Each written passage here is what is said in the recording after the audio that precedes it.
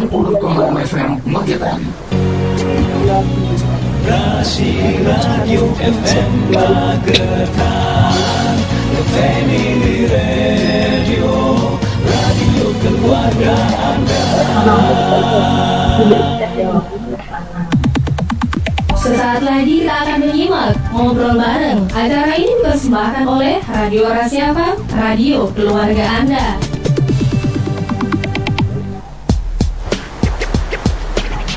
Rasi 90,6 FM Radio keluarga Anda. Selamat pagi untuk sahabat Rasi. Kita sudah memasuki sesi yang kedua dan kesempatan siang kali ini tentunya buat Rasi sesuai janji Rara. Kita bakal ngobrol bareng dengan Dinas Kesehatan ya. Sudah hadir di Zoom saat Rasi ada Bapak Agus Sudi Purnomo SKMH selaku Kasih Pemberantasan Penyakit, dan juga ada Bapak Adi Sunoto selaku penanggung jawab program P2DBD. Dan untuk tema untuk pagi kali ini saat Rasi bersama mengendalikan DBD yang berkelanjutan. Ada pengen berpartisipasi, silakan bisa manfaatkan streaming kita di www.rasiafm.co.id atau SMS WhatsApp 081130202906. Dan kita juga sudah live di Facebook Rasi Magetan ya.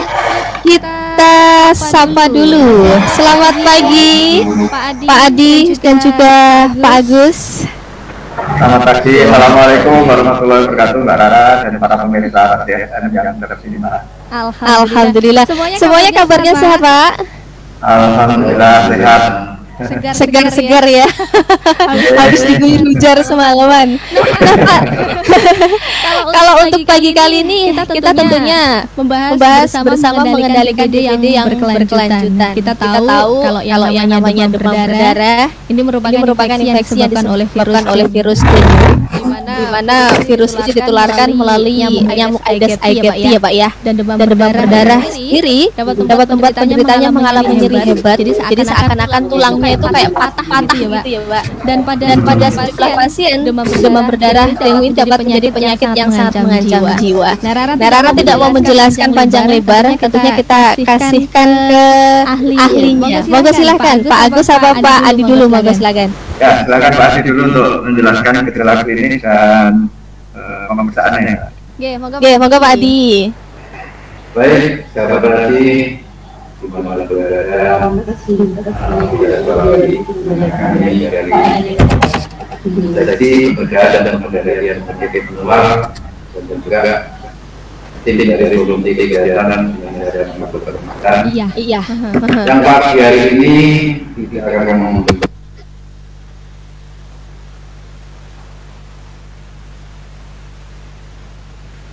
suaranya dari sana ya. Halo Pak Adi.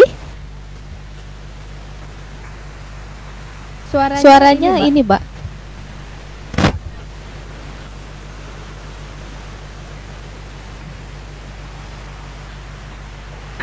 Mungkin dari Pak Agus bisa menyambung dulu Pak. Sahabat Rasi yang kalian yang kami hormati, jadi kalau izinkan saya menyampaikan situasi terkini DBD di Kabupaten Magetan.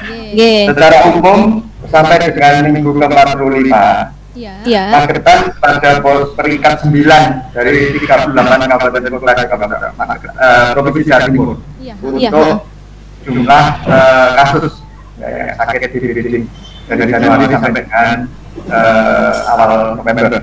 Dengan kalau dilihat dari angka kejadiannya, kita justru nomor 4 di Jawa Timur saat ini. Jadi kalau Jawa Timur itu ya 10 per 100.000 penduduk, kita ini 24 per 100.000 penduduk. Jadi cukup tinggi untuk angka kesakitan DBD di Kabupaten.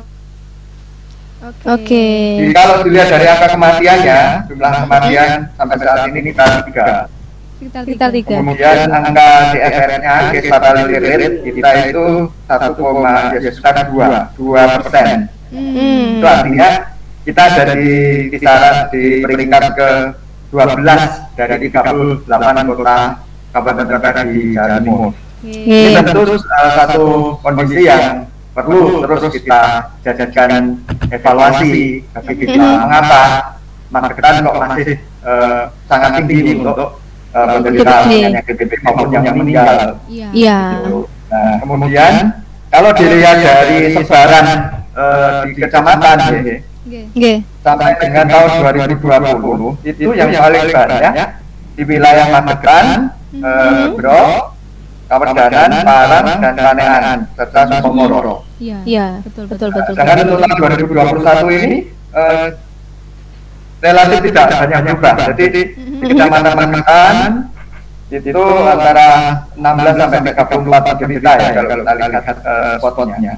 Dan Sukomoro, Bendo, Kawedanan, Kareboyo, Parang, Lembian, dan Barat.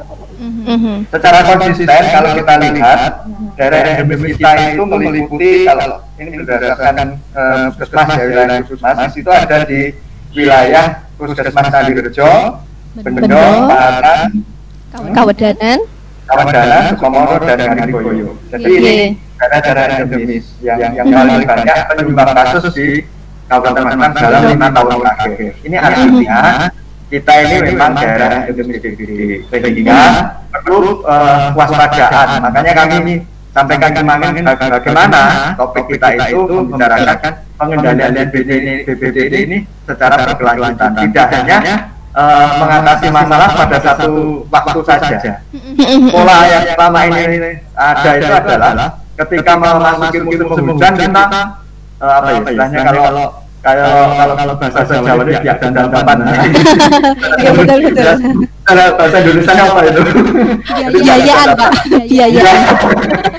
Seakan-akan kita baru tersadar ketika musim penghujan ada kasus sakit Iya. Nah, terus nanti ujung-ujungnya dinas kesehatan puskesmas itu jadi sasaran. Kambing hitam lah.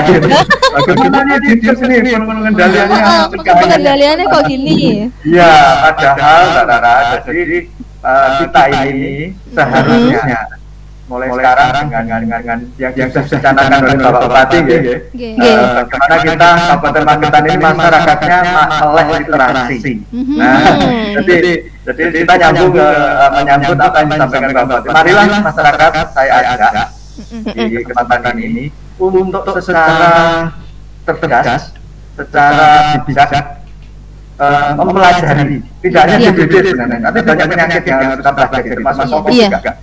Apa penyakit ini, bagaimana cara penyebarannya, disebabkan oleh apa, dan yang paling penting adalah bagaimana cara pencegahannya secara berkelanjutan.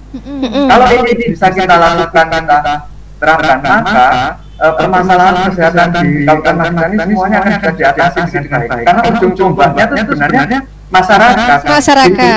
Betul. Ya, jadi kalau kita evaluasi begitu, permasalahan DBD itu ya, ini fokus kembali ke DBD. Itu ada 6 permasalahan utama dalam pengendalian DBD ini. Yang pertama apa? Kurangnya partisipasi masyarakat dalam PSN, terutama 3M+. Mari kita introspeksi apakah selama ini kita sudah menjalankan 3M+ ini secara baik. Yang perlu kita pahami bahwa telur DBD ini, telur Aedes aegypti ini bisa bertahan 3-6 bulan di lingkungan. Jadi kalau misalkan saat ini itu booming ya, banyak yang menetas, bisa jadi itu telur ini diletakkan sampai sudah ditelurkan dari kemarin-kemarin berarti ya Pak ya. Sudah bertelur sekitar bulan Februari Maret yang lalu. Nah, kenapa? Karena mereka itu masih tidak menetas gitu. Karena belum ada air. Begitu terkena air, maka media yang ada maka bisa menetas. Nah, pertanyaannya sekarang selama 6 bulan ini apa yang kita lakukan untuk melakukan pembersihan telur-telur nyamuk itu, tempat-tempat berkembang biaknya nyamuk itu kan begitu. Yang kedua, gerakan satu rumah satu Jumantrip itu kan sampai sekarang seperti hilang gitu saja begitu. Nah, apa? Tadi juga ada yang mempertanyakan masalahnya. Kok untuk sekarang ini yang ibu-ibu kayak cuma Dawis itu kok sekarang jarang ditemukan? Kenapa gitu? Nah, itu kan kita kembalikan lagi kepada masyarakat gitu. Seharusnya mau kembali ke masyarakat ya Pak ya. Jadi kita hanya bisa menghimbau, kita bisa mengamankan, tetapi ujung tombaknya adalah bagaimana masyarakat dasar budaya yang benar untuk melakukan upaya pencegahan secara dini. Mengapa? Karena kalau kita amati sekarang ini dari 3 kasus yang meninggal di Kabupaten Magetan PDBI ini, ketiga-tiganya datang ke rumah sakit sudah terlambat.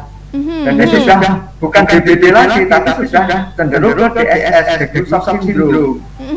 Jadi kondisinya sudah memburuk, gitu lah. Pak Adi sudah siap nanti mungkin untuk menjelaskan tahapan dari penyakit ini, mulai dari DD-nya sendiri, demam DD, meningkat ke DBD, meningkat ke DSS. Itu adalah tahapan-tahapan penyakitnya. Kalau datang ke rumah sakit sudah posisi SS itu sudah terlambat. Kita melakukan penanganannya sudah nggak bisa, gitu loh. Monggo Pak Adi mungkin bisa dijelaskan ini. Nah, monggo Pak Adi dilanjut kembali, tadi sempat terputus. Jadi saya berbicara ini tadi sudah sampaikan oleh Pak Rahlan bahwa penyakit DBD ini disebabkan oleh diabetes namanya tinggi. Ini bahasa Afrika ya. Ini sekali artinya. Betul Pak. Ini seolah-olah kalau kena DBD itu seolah-olah kena juga namun tidak sadar ya.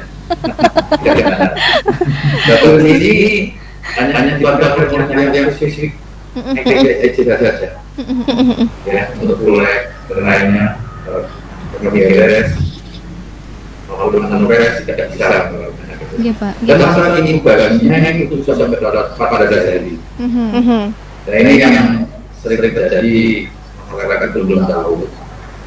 Bagian saya tentu permasalahan di lapangan itu bila dilaksanakan gini hari ini, itu masih ada yang masuk rumah sakit itu kan nggak menyadari loh yang masuk rumah sakit setelah itu dia dikikit sebelumnya COVID. Iya. Mudah-mudahan ini masyarakat melalui bahwa asal ibadahnya itu sebetulnya tidak pada dasarnya. Penyakit DBD ini hanya 7 hari. Jadi kiranya ada di dalam tubuh hanya 2 hari saja. Kita ada yang hari pertama sampai hari keempat itu panas, terus tinggi. Di hari ke-5 itu turun. Anggapan dari masyarakat ini banyak yang kalau panasnya turun itu suruh. Padahal itu salah ya Pak ya? Salah ini masa kritis. Nanti kalau hari ke-7 itu panas lagi, itu apabila sembuh. Kalau apabila sembuh, namun kalau tetap dingin, ya ini namanya. Jadi sejumlahnya hanya 2 hari itu. Iya. Nanti dari hari pada sebabnya sudah tinggal yang pembiayaan saja. Oke. Pak, ini sudah ada apa namanya pertanyaan yang masuk di obrolan kita. Ada sedikitnya 3. Ini berkesinambungan kalau bisa dikatakan. Yang pertama, ini apakah benarkah anak itu lebih beresiko akan terkena DBD? Itu yang pertama. Dan kedua, tanda-tanda fisiknya itu seperti apa Pak kalau untuk anak-anak? Dan yang ketiga, jika anak terkena DBD, apa yang harus dilakukan? Tenang aja dulu Pak ya, kita jeli dulu pertanyaannya. Obrolan kita semakin menarik. Tentu saja buat sahabat Rasi yang pengen ikutan kembali, Pak Adi, Pak Agus akan memberikan jawaban tentunya yang lebih maksimal ya. Jangan kemana-mana, di sini saja terus. Tentunya masih di Perling Nostalgia.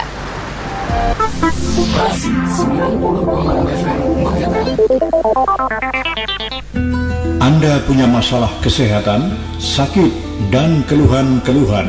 Pastikan solusinya dengan pengobatan herbal berstandar Ayurveda dan Asifat. Sudah izin BPOM RI, aman tanpa efek samping.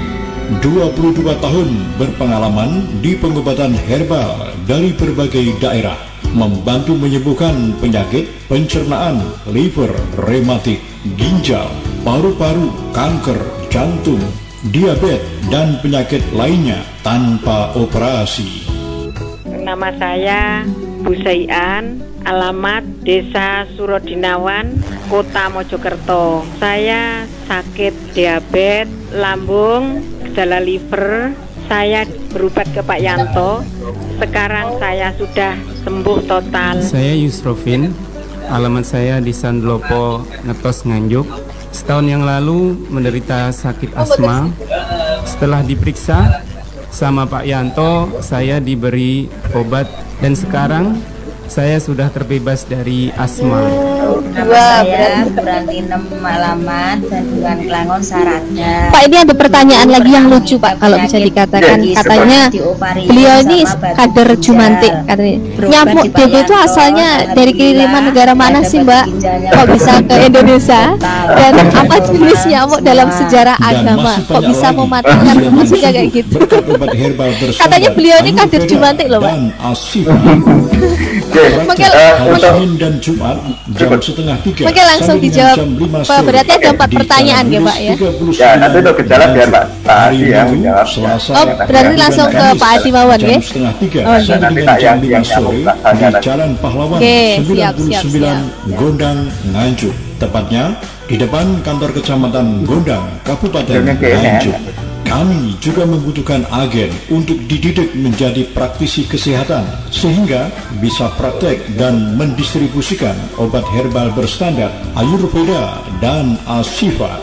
Hubungi nomor HP 081 217 077 39 081 217 077 39. Obat herbal berstandar Ayurveda dan Asifat, aman, sehat, dan alamiah.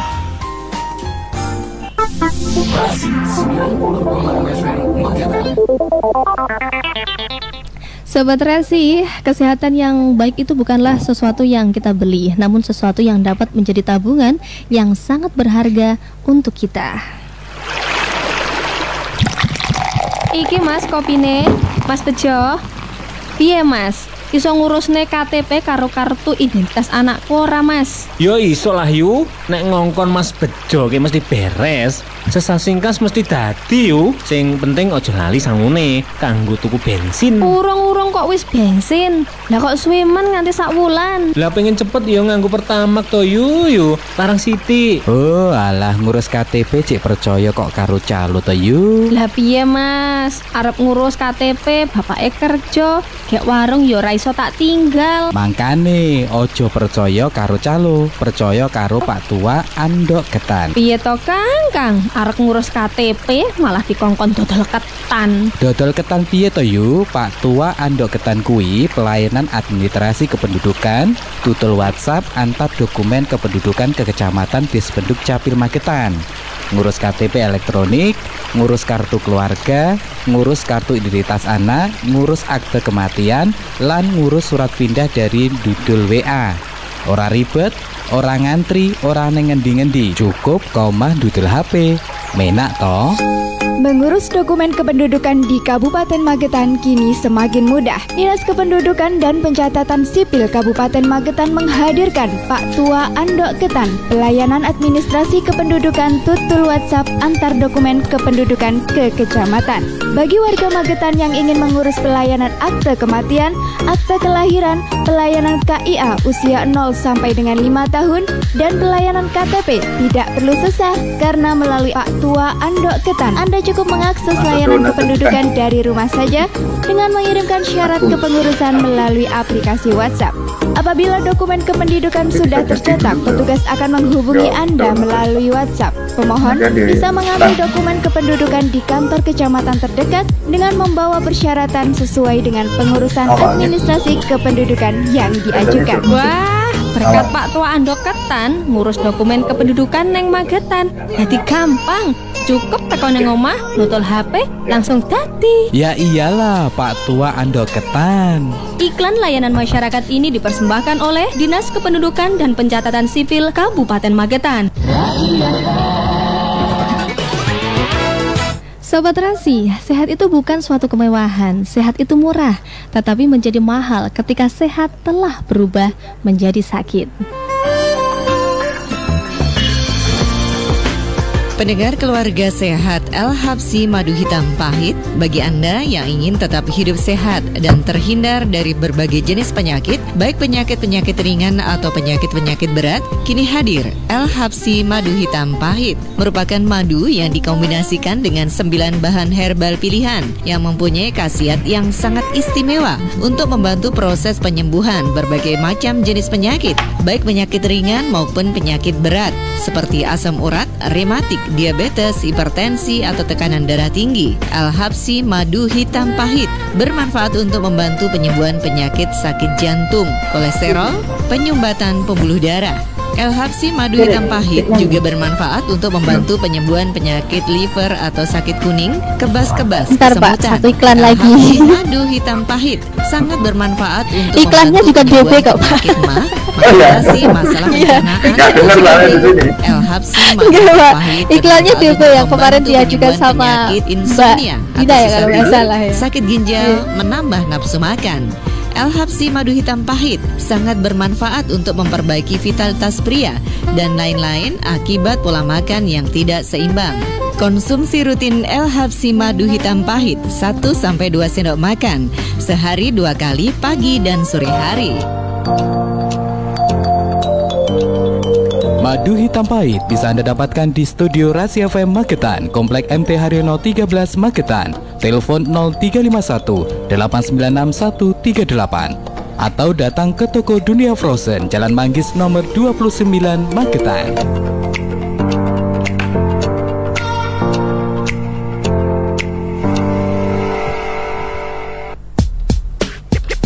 Monggo Pak, mulai Pak. Ya, jadi tadi ada pertanyaan terkait dengan asal dari nyamuk. Kalau yang tiga pertanyaan terkait dengan Bentar Pak, bentar. Oke.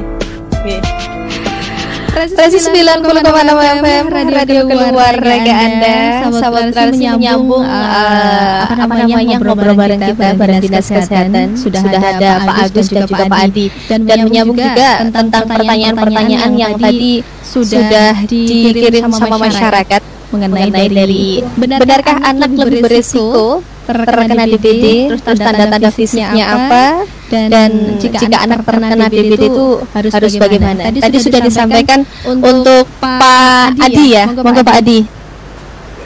Baik, untuk pertanyaan pertama, kenapa anak itu lebih berisiko terkena DBD? Ini karena penyakit itu disebabkan oleh virus. Jadi tergantung daripada daya tubuh. Jadi anak ini daya tubuhnya itu lebih jelek dari yang orang dewasa.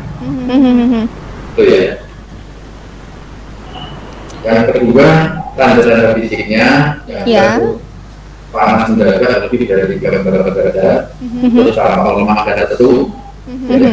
Kalau seperti gigi atau bibir merah, itu sebenarnya tanda-tanda. Karena di akhir-akhir ini tanda-tanda itu yang muncul hanya 20%. 80%-nya tidak muncul lagi. Iya Pak. Ya, terus nyeri, dehidrasi, mual, muntah, vaksin itu. Terus mimisan. Nah, mimisan itu juga menjadi tanda-tanda. Iya, memang ini juga sudah di akhir-akhir sudah lebih mana. Ya, satu perjalanan. Kalau gejala dari anak-anak sama dewasa itu apakah sama Pak yang dirasakan? Semua gejala dari sama. Mungkin dewasa daya tahan bagus. Kalau infeksi jadi mungkin ada anak-anak khusus anak sebagainya.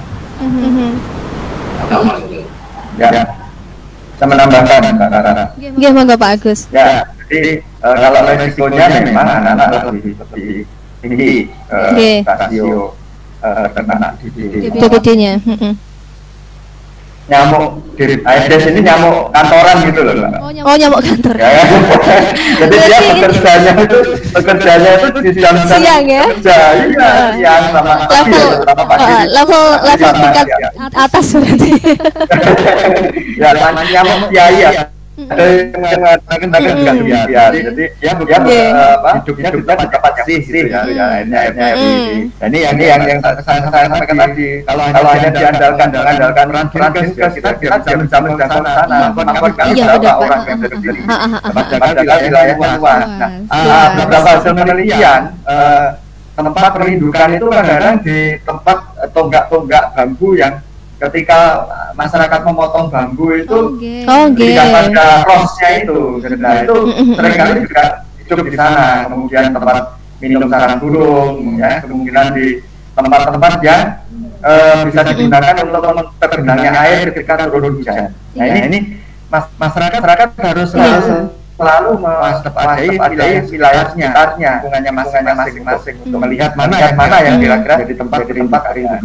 Nah, kembali ke pertanyaan anak-anak mengapa lebih berisiko? Terutama untuk balita itu kan juga masa tidur ya.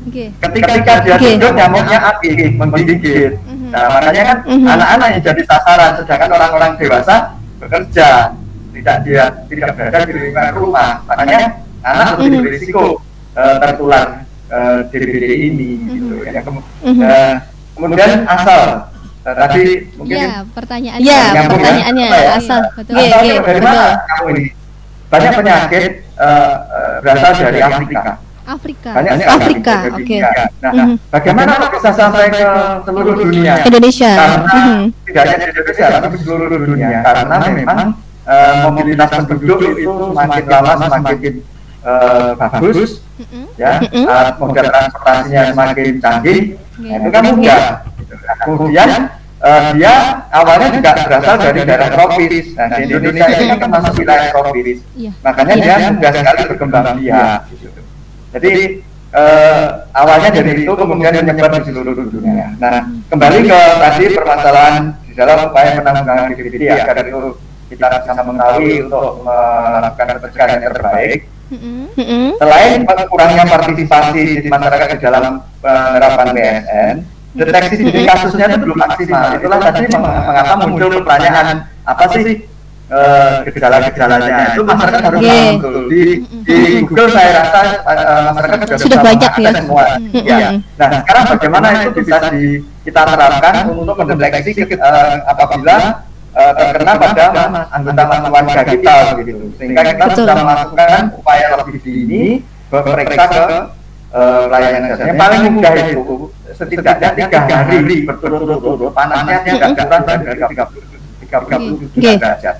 Itu bawa aja langsung ke puskesmas, jangan takut ya COVID, jangan takut di demam berdarah kan tidak. Kita harus mempunyai peralatan yang bisa mendeteksi penyakit apa ini sebenarnya. Laboratorium kita sudah mampu mendeteksi itu. Jadi jangan khawatir masyarakat akan didiagnosis secara keliru. Fasilitas kesehatan kita sudah cukup memadai untuk mendeteksi banyak penyakit. Kemudian yang ketiga adalah penanganan KLB itu belum berjalan optimal. Masyarakat hanya mengandalkan fogging. Betul Pak. Bahwa fogging itu adalah senjata utama, padahal fogging itu hanya dilakukan dalam kondisi tertentu, gitu ya. Jadi kalau kita secara serampangan menggunakan fogging, kita justru bertentangan dengan undang-undang baku mutu lingkungan, karena itu kan racun yang kita gunakan. Setelah racun yang kita gunakan akan berdampak tidak baik bagi lingkungan. Justru bagaimana kita bisa mencegah secara ini, mengurangi jumlah populasi nyamuk yang berkembang di masyarakat itu melalui upaya 3M+. Gitu. Kemudian yang tidak kalah pentingnya adalah adanya perubahan iklim. Jadi nyamuk itu akan bisa berkembang biak dengan baik jika suhu dan kelembaban udaranya terpenuhi seperti kondisi sekarang ini. Walaupun sudah musim hujan, tetapi kan kita merasa sumuk gitu ya. Jadi Pak, betul. Kondisi seperti hari ini itu itu sangat memungkinkan nyamuk Aedes aegypti itu berkembang biak secara cepat. Nah ini harus disadari bersama. Marilah saya mengajak di forum ini kepada seluruh masyarakat upaya yang terbaik untuk mencegah berkembang biaknya DBD. Untuk menanggulangi DBD ini langkah terbaik adalah 3M+. Dan ini bisa dilakukan oleh masyarakat. Oke. Oh siap Pak. Terima kasih untuk penjelasannya. Tapi kalau ngomong masalah dari masyarakat sendiri yang sekarang ini terkadang masih terbawa sama omongan-omongan orang sekitar. Nanti kalau berobat ke sini nanti diiniin, terus nanti kalau sekarang ini COVID sendiri juga masih tetap berlangsung di Magetan. Bagaimana sih Pak caranya untuk bisa menanamkan sesuatu hal kepada masyarakat biar masyarakat itu lebih percaya kepada dinas-dinas terkait termasuk untuk kesehatan sendiri tentang masalah DB terus dari COVID-19 itu sendiri atau penyakit-penyakit yang lain dari dinas kesehatan sendiri apa yang dilakukan? Ya, tentu kami terus melakukan upaya promosi kesehatan. Jadi leading-nya itu Mbak Rina, Nani dan kawan-kawan itu yang terus melakukan sosialisasi kepada masyarakat. Terkait dengan COVID, juga perlu kami sampaikan kepada masyarakat bahwa situasi COVID di Kabupaten Magetan alhamdulillah sudah mulai melandai. Iya betul. Jadi kita tidak perlu terlalu khawatir, tapi jangan kemudian lengah ya Pak ya. Ya. Jangan kemudian, saya sudah divaksin, kemudian saya tidak pakai masker. Sebelum COVID ini dinyatakan berhenti pandeminya, kita masih harus terus melakukan upaya prokes terhadap diri kita sendiri dan keluarga. Jadi ini masih ada, karena virusnya masih ada di sekitar kita, sama seperti DBD ini. Jadi kalau kewaspadaan kita itu luntur, rendah, maka ini bisa meningkat. DBD itu akibat kesadaran kita dalam melakukan 3M+-nya itu rendah, maka karena ada virusnya, ada vektornya, ya akhirnya meningkat kasusnya. Sama COVID nanti ke depannya juga seperti itu. Virus itu suka tidak suka mau tidak mau itu harus kita yakini ada di sekitar kita. Berdampingan ya Pak ya. Betul, kita harus hidup berdampingan dengan virus ini. Manakala nanti ada keseimbangan yang terganggu lingkungan itu, nanti karena virus COVID ini juga mengalami mutasi terus-menerus kan. Kalau nanti terjadi mutasi, ada tipe baru yang lebih ganas dari yang Delta misalkan, ya bisa jadi nanti akan meningkat kasusnya kalau waspadaan kita tidak baik. Makanya penyakit apapun, mari kita kenali dengan baik. Apa penyebabnya? Bagaimana cara penularannya? Dan yang lebih penting lagi, setelah kita tahu cara penularannya, bagaimana cara mencegahnya? Karena mencegah lebih murah, lebih mudah daripada nanti ketika sudah jatuh sakit. Kita tahu kondisi COVID di bulan Juli Agustus yang lalu seperti apa. Tentu kita tidak ingin terulang ya Pak ya. Itu kewaspadaan kita yang harus kita tingkatkan. Oke. Ini ada juga pertanyaan yang sudah masuk di pagi kali ini. Mungkin nanti Pak Adi ya yang mau menjawab ya. Ini biasanya kalau pertanyaan Pak Adi. Pak Adi, ini untuk sekarang ini yang namanya balita di Magetan sendiri kalau menurut data itu kan juga banyak Pak. Apakah dari data yang sudah ada ini pasien untuk demam berdarah itu ada yang terkena Pak? Maksudnya dalam artian bayi yang di Magetan itu juga sempat terkena untuk DBD juga. Itu dari wilayah mana saja Pak kalau boleh tahu? Terima kasih. Baik. Untuk balita, memang sebenarnya ada ya, tapi mungkin masih dalam perlindungan ibunya dan jaga kebaiknya itu, sehingga dia prosentase sedikitnya mungkin sedikit. Jadi prosentasenya hanya 5% di Kabupaten Magetan. Yang terbanyak itu justru umur 9 sampai 40 tahun. Itu hampir 60%. Dari dewasa juga ada 35% itu yang dari atas tubuhnya yang kurang baik. Itu biasanya sudah terjadi. Dilakukan, ya. Belum saya jawab. Kalau ada data-data seperti itu, maka masyarakat yang jelas pertama adalah beri minumnya banyak. Jadi misalkan malam hari ya, panas, seperti yang saya sampaikan tadi, pertama beri minum yang banyak. Apa saja boleh. Tapi untuk susu disarankan tidak hanya berobat. Ini hanya pada yang saja. Nanti kalau muntah itu, yang menggunakan ini adalah atau susu itu nanti yang benar itu. Jadi disarankan untuk alat susu yang bawang bisa saja. Lalu obat dengan air panas, obat dengan air, pelan-pelan ya. Terus beri obat turun panas.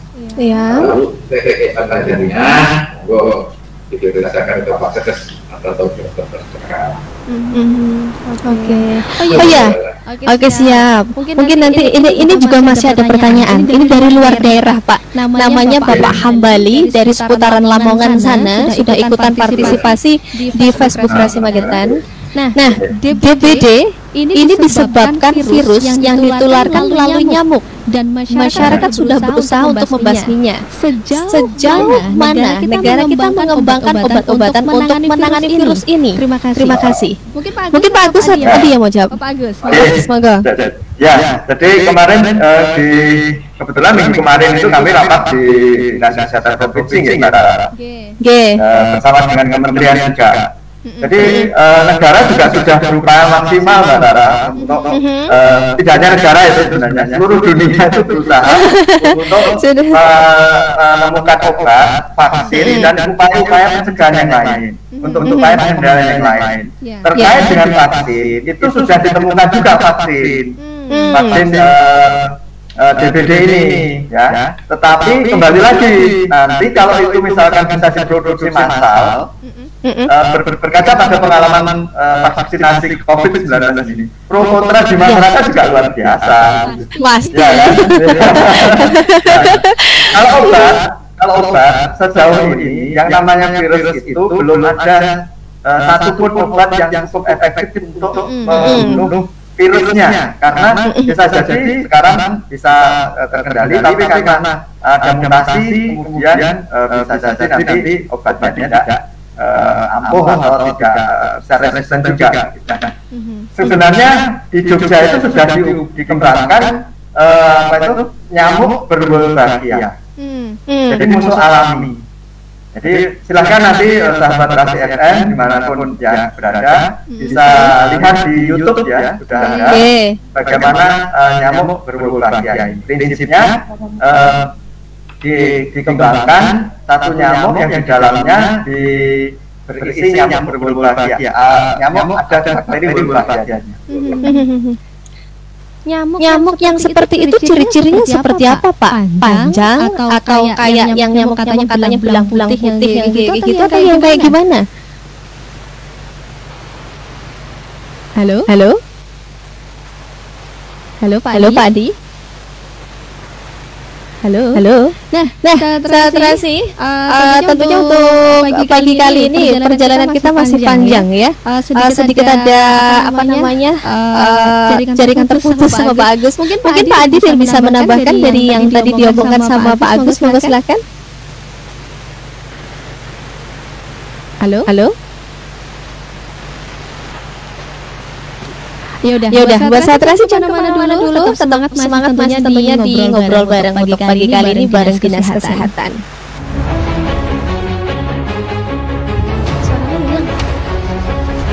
Halo Pak. Perumahan Bakti Asri Regency Magetan, hunian sejuk konsep Metropol. Koneksinya jelek. Halo. Miliki rumah tinggal dan ruko yang nyaman, aman dan asri dengan model free design untuk model rumah Anda. Sing bagus ke Pak. Perumahan Bakti Asri Regency hadir dengan konsep baru dengan kualitas Pak Adi, bisa mendengar Rara? Baik dan berkualitas. Suaranya nggak jelas, Pak. Suaranya nggak muncul, Pak. Utama 16 meter dan luas jalan lorong perumahan 9 meter. Mungkin kalau Pak Agus lagi Pak Adi lagi mendengar, kita break dulu sebentar untuk iklan ya Pak ya. Perumahan Bakti Asri Regency terletak di poros Jalan Negara dengan luas 11 hektar. Menyediakan rumah dengan model yang eksklusif untuk Anda. Di antaranya tipe 102 lantai, tipe 80A 2 lantai, tipe 80B 2 lantai, tipe 62 1 lantai, tipe 50. Ya nggak apa-apa, kita break iklan dulu sebentar Pak, biar nggak kosong ya. Dan tipe 36 1 lantai. Dapatkan diskon 25 sampai dengan 35 juta rupiah. Pembelian rumah dapat dilakukan melalui KPR Bank dengan uang muka 10%. Uang muka dapat diangsur 3 kali untuk semua tipe rumah dan bank sesuai dengan keinginan pembeli, atau pembeli secara in-house selama 1 tahun tanpa bunga. Dapatkan sertifikat hak milik. Untuk keterangan lebih lanjut, silakan datang dan menghubungi kantor marketing kami di Jalan Magetan Mospati, kilometer 4 Magetan dengan nomor telepon 0351 819 7865 dan nomor HP 082 257 780 577.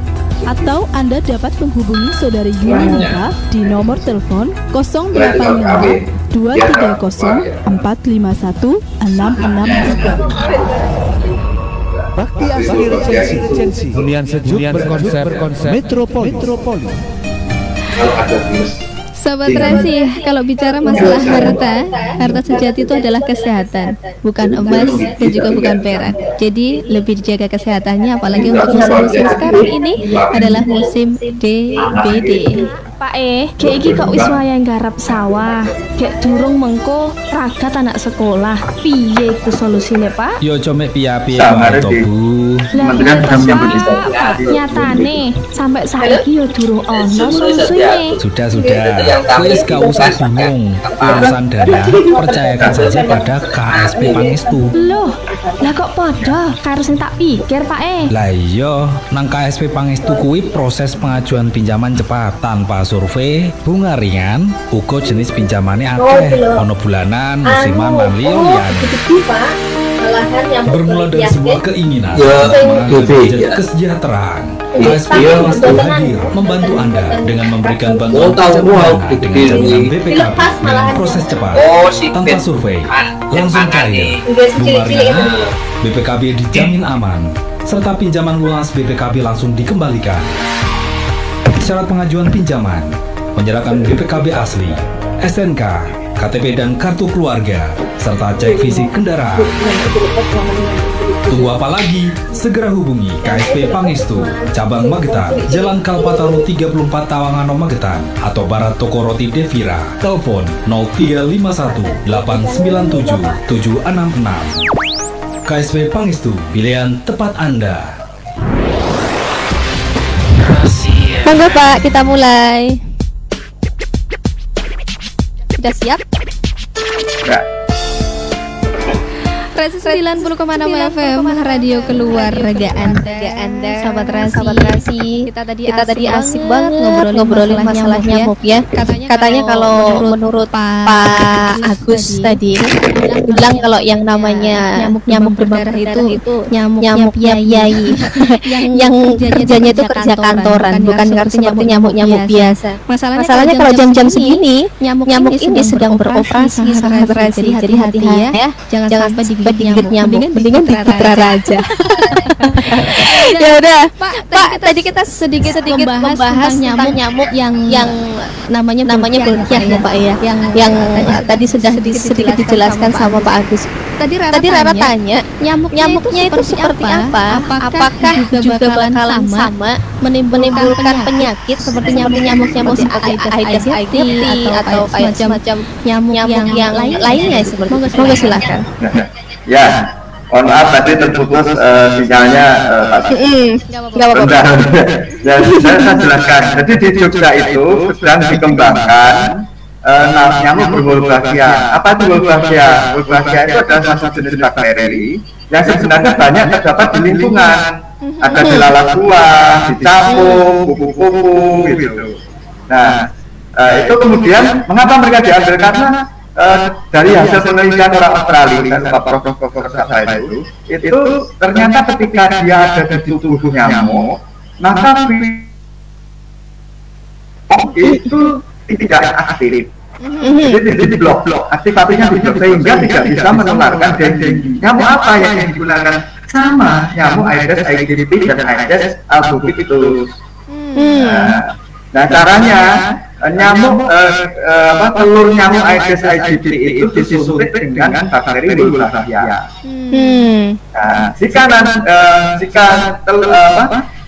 nyamuk betina kawin dengan jantan lokal, nyamuk betina Aedes aegypti yang berwolbachia dan kawin dengan jantan yang lokal tanpa wolbachia, maka nanti semua anaknya telur-telur yang menetas itu yang dikeluarkan itu mengandung wolbachia.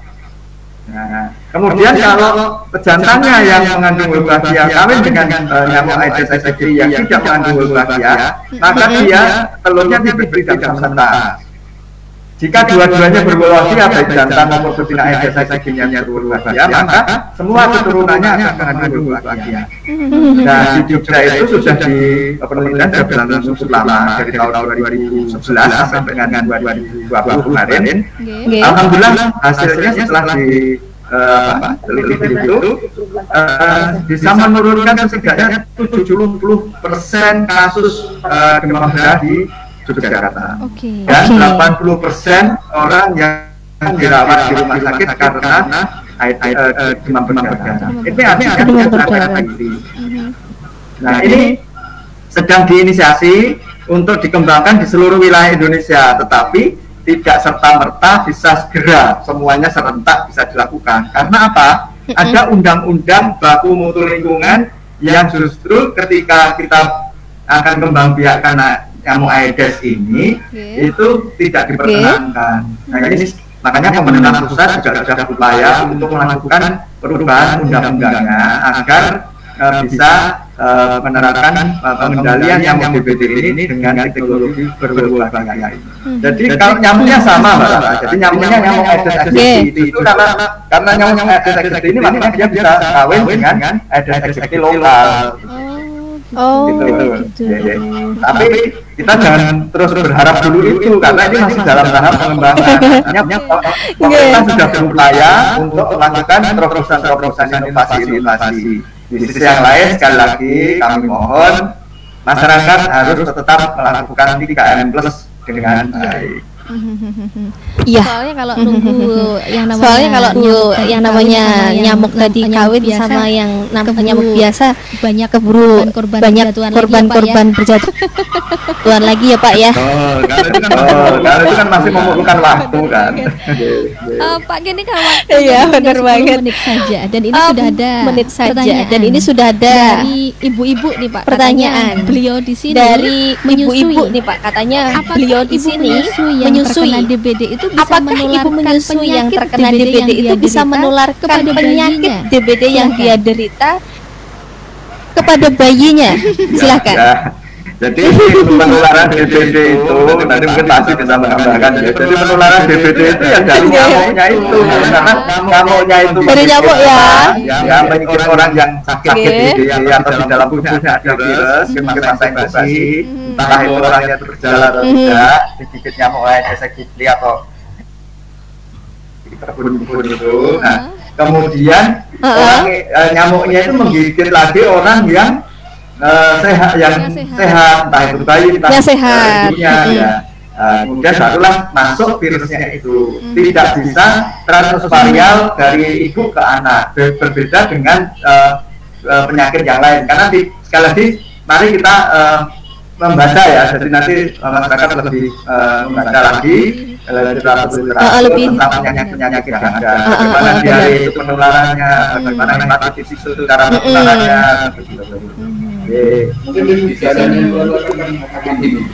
Ibunya menderita DBD, masalah ruangan, dengan anaknya, ada yang Aedes sedikitnya, nggak ganti di anaknya. Itu baru kalau dengan penyakit saja. Tapi kalau cuma menyusui saja enggak ya Pak? Kalau dari selama ini yang sudah dilakukan sama dinas kesehatan, dengan pasien-pasien yang menderita dari DBD itu sendiri, mungkin tentang tambahan gizi atau mungkin ada penambahan lain, Pak. Ada penambahan lain, Pak. Maksudnya biar mendukung cepat kesembuhan itu apakah ada? Ya, untuk yang jelas makan dan minum yang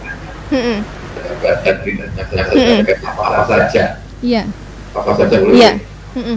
Ya, kalau nggak membantu cepat itu jelas dibutuhkan sia-sia. Terutama cairan, Mbak. Cairan. Untuk mengganti, karena biasanya kan salah satu gejala klinisnya adalah panas yang tinggi. Ketika panas tinggi, ketika banyak cairan kita hilang. Itu harus diganti. Hilang. Berarti itu saja. Termasuk untuk yang mereka yang terdeteksi sebagai DBD, harus yang cukup banyak sesuai dengan takaran. Dan itu untuk mawar masyarakat umum yang ini tidak bisa kalau mau minum apa ibarat ya ini untuk meningkatkan produksi monggo semuanya boleh. Iya. Yang penting itu adalah tambahan air yang cukup banyak ya, Pak ya. Berarti kayak semacam infus ataupun jus yang orang yakini kayak jus jambu ataupun kurma ya. Kalau infus kan harus di fasilitas pelayanan kesehatan, tidak boleh di rumah. Di rumah harus diminum. Pak, ini waktunya tinggal beberapa menit saja. Mungkin ada yang mau disampaikan ke masyarakat Magetan. Jadi masyarakat Magetan itu biar lebih sadar tentang penularan DBD, bagaimana pencegahannya, termasuk mungkin untuk sekarang ini hujannya juga sudah terus-terusan, termasuk diare pasti juga menyerang. Monggo silahkan, Pak. Kalau dari kami selaku wakil dari Dinas Kesehatan, kami sangat menghimbau. Jadi penyakit demam berdarah itu disebabkan oleh virus dengue yang ditularkan oleh nyamuk Aedes aegypti dan Aedes albopictus. Aedes aegypti itu yang ada di lingkungan dalam rumah, albopictus itu yang ada di sekitar kebun. Dia aktif di waktu pagi, jadi katakanlah jam 6 sampai dengan jam 10. Nanti jam 10 dia istirahat, tidur siang, tidur siang sampai jam 2 dari jam 2 sampai jam 5 sore itu dia aktif lagi untuk melakukan kita. Mereka menggigit manusia itu untuk mematangkan telur yang ada di dalam tubuh nyamuk betina. Jadi yang menggigit manusia itu adalah nyamuk betinanya untuk mematangkan telur untuk berkembang biak, gitu ya. Siap. Sekarang bagaimana pencegahannya? Pencegahan yang terbaik adalah dengan 3M+, menutup, menguras, ya, kemudian mengubur, ya, kemudian memasak, ya, menyingkirkan, itu. Jadi mengapa kok fogging tidak efektif? Karena dia hanya membunuh nyamuk dewasa.